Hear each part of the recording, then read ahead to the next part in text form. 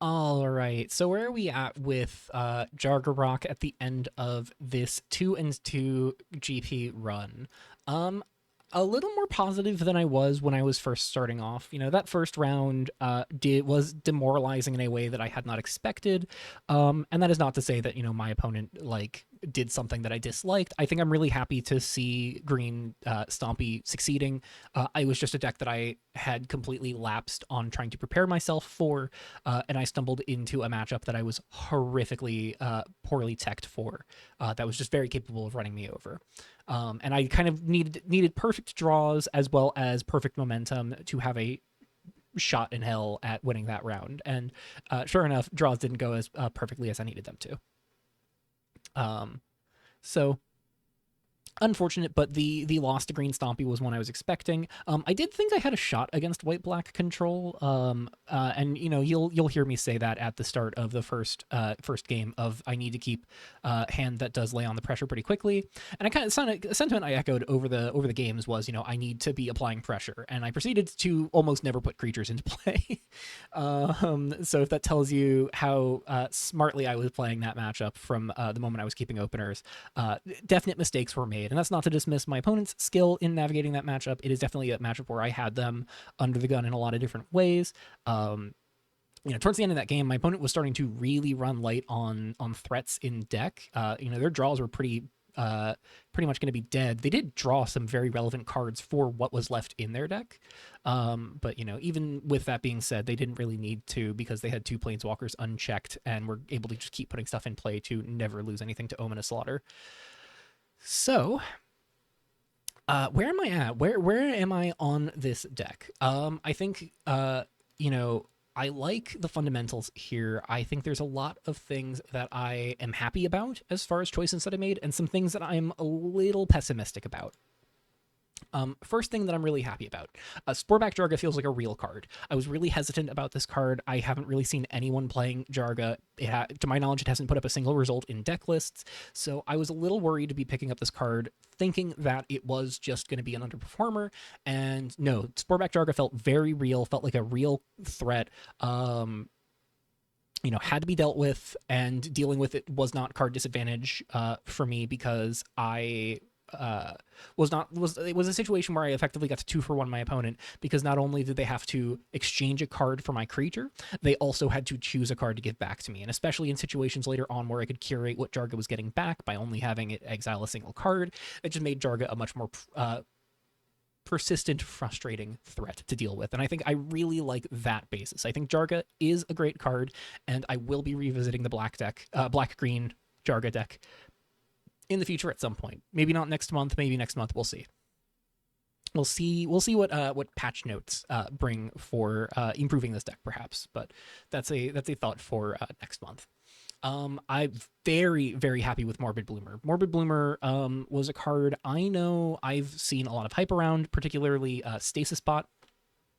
Huge fan of Morbid Bloomer. Hails it as one of the best cards currently in the format. And for a long time, I trust Stasis's judgment generally on card power. Good friend of mine. So when they told me that Morbid Bloomer, one of the best cards in the format, I was like, okay, yeah, I can see it. Playing this card through this GP, I'm a full believer now. This card is so good, and it's one of those things where it's never so good in such a way that I feel like it's doing something unfair. I think it's perfectly tuned for where it's at, where it's frustrating to deal with, but there are still very clear vectors on how to deal with it. Ward 1 is annoying, but not impossible to punch through.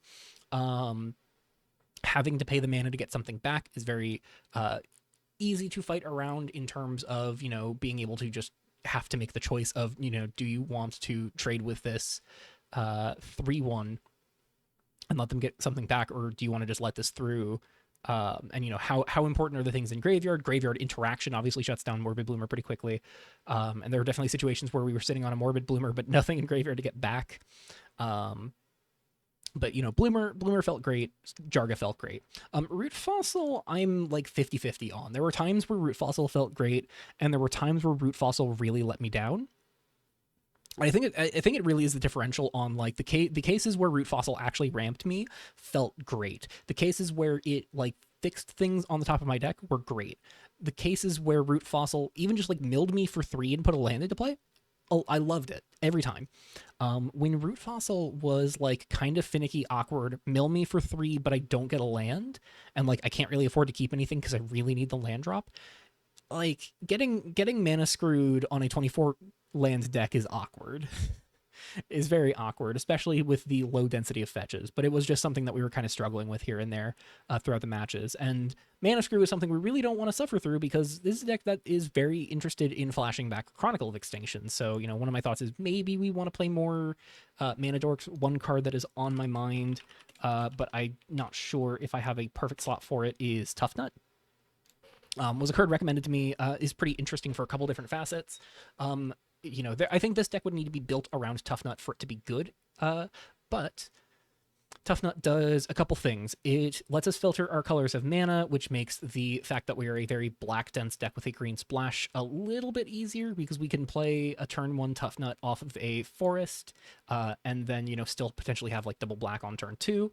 The mana ability to cast spells that can't be used for spells out of our hand, can be used to animate Miasmic Cove, sacrifice Phaenax's Touch, sacrifice Ominous Slaughter, cast a Spiky in the bin, sacrifice or cast or surface a Root Fossil, flashback a Chronicle. So, you know, there are things, sacrifice a Time-Worn Crags and blow up a land. So there are things that Tough Nut can do for this deck, even just in the main, that I think are relevant, but I think it would require some reworking of the deck to build into Tough Nut. Apologies for the Telegram notification. So, you know, there are things I think Tough Nut could do for allowing the deck to get out the gate a little bit faster. There are some things that are kind of awkward in terms of, you know, wanting this to make mana for spells always. And not being able to use this for mana from spells from hand is a little awkward. It is nice that Jack +1 plays the card from the graveyard, so you can Jack +1, discard a land, cast Morbid Bloomer from graveyard with a Tough Nut, which is nice.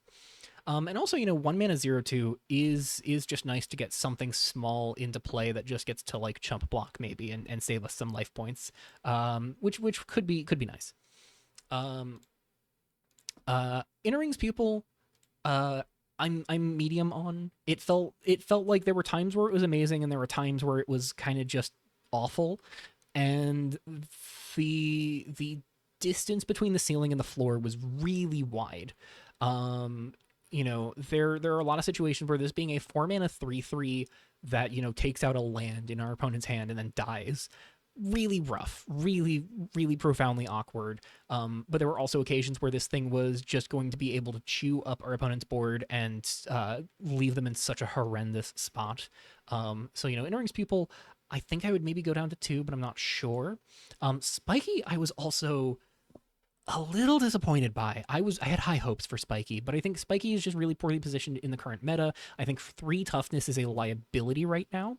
You know, 3 toughness isn't awful. You know, it dodges Chronicle of Extinction, but 3 toughness struggles in the face of 2 big facets of the format right now, which is Coup d'etat being one of the premier board wipes of the format, and especially for multicolor decks trying to fight the board more aggressively. Coup d'etat is just such a headache. Something we saw our opponent wishing they had been holding onto in game 1 of round 3 was their copies of Coup d'etat, because it clears Inner Ring's Pupil, clears Morbid Bloomer, clears Spiky, clears a surfaced Root Fossil if they are paying the extra mana to flip its stats. You know, the only thing in our deck that Coup d'etat doesn't clear is Sporeback Jargah. So Coup is a like pretty predominant board wipe in the format right now, and I hope it will be played more, just because I think this card is well positioned in the format. It's just a matter of figuring out how to make the mana work for it. And the other thing that's just very prominent in terms of the strength of Coup d'etat is in terms of impacting Spiky's playability is Magma Flow and similar bolt effects. There's a lot of bolt effects running around right now that are very good at picking off 3 toughness creatures. We didn't run into any red decks in this tournament that would have demonstrated that weakness, but suffice to say, my plan into a lot of the red decks that were on Magma Flow and other bolts was just to be boarding out Spiky, because it is that bad in the face of all of those potent removal spells. Because yes, you can be recasting Spiky from the graveyard, but that is a deck that is actively trying to kill you as fast as possible. And if my turn is being spent just redeploying a 3-mana 4/3 every turn, I am not beating the burn that they have over top. I'm not beating their value engines that they're able to develop, because believe me, the red-white activated abilities deck does have value engines that can be very persistent and very difficult to punch through. So Spiky is probably the most disappointing of the creature base. As far as removal, or as far as enchantments go, sorry. Ominous Slaughter, great. Phalanx's Touch, fine. Pull of Tizerus, fine. Path of Phalanx, fine. Omen obviously is great. You don't need me to tell you that. The rest of it's pretty reasonable. I was feeling in a couple different moments where I wish I'd had more of an artifact package for Pull to be scrap weight. We'll get into that in just a moment here. To sort of go into what I mean a little bit more, but Pull being what it was, sometimes had its awkward moments. Game one, it was just something we were very readily feeding to Split Moon in that fourth round there, because we never wanted to draw Pull of Tizerus. It was just such an awkward card to have. Path of Phoenix really proved itself in the slow matchups. However, I worry maybe it should be a sideboard tool rather than a main deck tool, because I feel like in game ones, it's either going to be okay or bad into most of the matchups that were currently present in the tournament. And there were just a couple where I was like excited to have Path of Phoenix. And in the matchup where I was most excited to have Path of Phoenix, it did some work, but it also didn't help us win. That being the Split Moon match. So maybe Path of Phoenix gets relegated to sideboard. Also probably wants to be relegated to sideboard is Zar. Zar is the card that I think I have the lowest opinion of in the main deck anyways, coming out of this GP, is Zar. I don't want to suggest that this card is bad in any measure, because while Spiky, I think I'm content saying, is a fine card that's just really poorly positioned, so feels bad right now. And Path of Phoenix, where I'm like, it's a good card, but it's just, very awkward to have in main. Awkward in like a lot of matchups where it kind of doesn't matter. Zar is a card that I think I can very confidently say, this is a phenomenal card. There are matchups where Zar can just completely take over the game. Maybe I should have left it in against Split Moon, because that Edict mode just eating Planeswalkers would have been great. Given the board state that I was stuck in. But I think with that being said, there is something worth noting about just how hard it is for this deck to reliably put Zar into play, which is concerning on a 24 land deck playing 4 copies of Root Fossil, so often on 4 lands on turn 3, or at least somewhat decently common that we're on 4 lands on turn 3, and Zar is still just not something we're looking to do on turn 4. Jack was something that I was very often not looking to play on turn 3. I love these Planeswalkers. I think both of these Planeswalkers are fun. I almost wonder if this deck would have just benefited from having more creatures, though, because I felt like the matchups where they were lacking most were matchups where I needed to be the aggressor as quickly as possible. And in those cases, Jack and Zar really didn't do as much as I needed them to. I just needed better creatures to keep developing pressure, and I just did not have enough with only 12 creatures in the main. So, Zar, I think, could maybe get relegated to the sideboard. Jack could probably get relegated to the sideboard. That's something to still, keep tinkering with. I was happy with the Chronicles in the main. I was happy with the 2-2 split between main and sideboard. And, getting into sideboard here a little bit. Very happy with the Final Fates. They kind of really got to play their role against the aggro matchups. Definitely the card I was happiest to have against aggro. Very happy with Disestablishmentarianism. That definitely proved itself, especially with Morbid Bloomer and some of our other recursion pieces. This being a permanent that removes an artifact or enchantment for good, just exile it, is really great with where we're at right now. And this has so much counterplay, just incidentally, as a lot of other relevant things in the field right now. So I'm very happy about Disestablishmentarianism, very happy about Final Fate, decently happy about Forget Their Names. From what I understand, this is not a card that sufficiently beats bats right now, which is very interesting considering this just takes out 17 bats and gains you 17 life, or something along those lines. Maybe it takes out 12 bats, gains you 12, and there's 5 in play, but or there's 5 already in exile rather, because they were made tokens in play. So, forget their names, has its places, did a lot of work in that control matchup. Maybe you do want to be on 3 here. I think the most disappointing thing of the sideboard is the creatures. Hungry Blob, I do think is still very well positioned in the field right now, but is just not something we want to be on in this deck. Having a density of artifact and enchantment removal is important, I think. Between Disestablishmentarianism and Hungry Blob, that was very nice to just have that density for the matchups where I needed it. And I did board in both pretty often, so don't take that to think that I don't think Hungry Blob is good. But it just ended up feeling like not quite enough for what I needed it to be. And if I'm saying that about Hungry Blob, believe me, the biggest loser in this deck is Hardy Rough Rider. I am very confused on what I was thinking putting this into the deck, quite honestly. I played a good number of test games going into the GP before submitting the deck, where I was trying to figure out, what creatures can I put into the sideboard to, pad my life total, buy me some time, and Hardy Rough Rider was the one I settled on. And in playtesting the matchups prior to going into each match, which is something I try to do to, prep myself to have an idea of what's going on, both with my opponent's deck, so I can, better commentate how I'm trying to navigate around what my opponent's doing, and also just to familiarize myself with what play patterns I need to be pursuing. I found time after time that any matchups where I was boarding in Hardy Rough Rider, this card was just absolutely useless. I think there's 2 things that are really hurting Hardy Rough Rider in this deck in particular. Number one, the double green is a huge liability in a deck that is so black leaning. The only green pips we have in our main deck are these Morbid Bloomers, these gold creatures that need to eat things from our graveyard, and our planeswalkers. And like root fossils from the bin, but a lot of this is like single green pips, whereas we've got like double black on Path of Phoenix, double black on Inner Ring's Pupil, double black on Chronicle of Extinction. Phoenix's Touch requires black to cast and black to sack. Ominous Slaughter requires black to cast, black to sack. So a lot of investment on black mana, very minimal on green.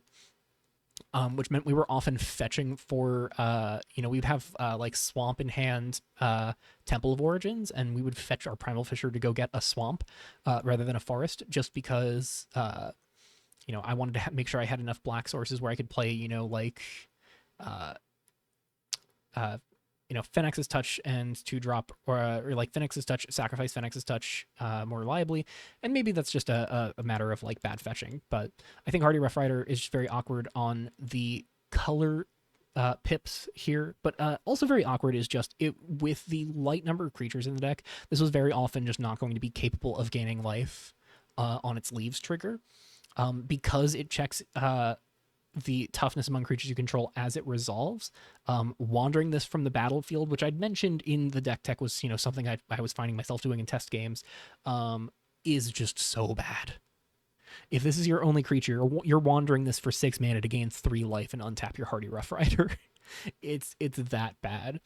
So, Hardy Rough Rider is a fine card. This is not the deck for Hardy Rough Rider. So the parting thing I want to provide is something I would like to start doing a little bit more on decks where I think they faltered and there were improvements to be made, which is I would like to briefly talk about a potential change to the deck. So you'll see this deck has changed a lot. No Planeswalkers, no Planeswalkers in the main, no Chronicles in the main, and a pretty drastic shift in terms of the current suite. So this is where my brain is at currently. Is I think Rooftop Slink was a card I was testing a fair bit in the prep for the GP, and I ultimately settled on a list that was leaving Rooftop Slink out, and I think that was a mistake. Rooftop Slink did feel very good. It's just adding another deck cost on top of the deck cost of being very permanent dense with Sporeback Jargah and Spiky. But I think I kind of like this direction for a shell like this to be a little more artifact dense, and be able to, use Cyber Soul on Rooftop Slinks to flip it. One thing I will note, though, is in playtesting for my round 2 matchup against Volt Switch, we did learn Serve Again works favorably with Cyber Soul. where if you have a Rooftop Slink die and you make a token copy with Decayed, and then you Cyber Soul that token copy of Rooftop Slink, it becoming the backside, if we can just take a look at that real quick, it becoming the Synthetic Spectre loses the Decayed from Serve Again. And we'll just pull up Serve Again real quick to remind you what that card does. So there's that cool synergy. But one of the things I found also when just playtesting that matchup is Rooftop Slink is a very reasonable card to just pay for and flip it to start shredding your opponent's hand freely with a flying creature. And flying is something that was on my radar as a weakness that we had no clear ways of just fighting the air. So that's something that I do think is a worthwhile direction to push, is play this Rooftop Slink, give the deck more 1-mana plays beyond just Phoenix's Touch and Root Fossil. And if we're going Rooftop Slink and we're looking to try and Cyber Soul it for cheaper, I don't think there's a lot of world where you're going to be flipping Rooftop Slink on turn 2. However, Imposing Oddity does provide you the avenue to flip Rooftop Slink on turn 2, where you can go, turn 1 Swamp Rooftop Slink, turn 2 untapped land, say like a Temple of Origins, and then you can play like double Imposing Oddity, tap them both, both of them for 0, tap them both, and then pay 2 to flip the Rooftop Slink and swing for 2 in the air immediately. I don't think that's amazing, but I do think Imposing Oddity does some other nice things of just being, this thing you can run out for whatever like mana you have left over, just kind of smooth your mana. Is a reasonable thing to sacrifice to Scrap Weight. Is a 0 mana permanent that you can get back with Urban Explorers, so you can squeeze Urban Explorer into the deck and have another strong aggressive beater that kind of punches through consistently. Serrated Fossil is another card I was thinking about in terms of just kind of getting some hand attack available, because hand attack I think is valuable to have, and this card in particular is one of our only permanents that is capable of doing targeted hand attack. So we can get some information on what we're fighting, and gives us just another threat that we can play out of our bin with that surface cost. Because we were hitting 5-6 mana decently reliably, and I would much rather surface a Serrated Fossil from my bin and get a body on board that threatens my opponent's hand than be stuck with a Czar in hand, because this, at least in the opening hand, does something before turn 5.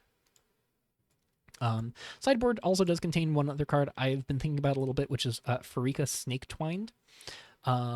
This is just a token engine to help gum up the board, and if we can hit Devotion of 7, this is going to start making Death Touchers, which can be a big headache for our opponent.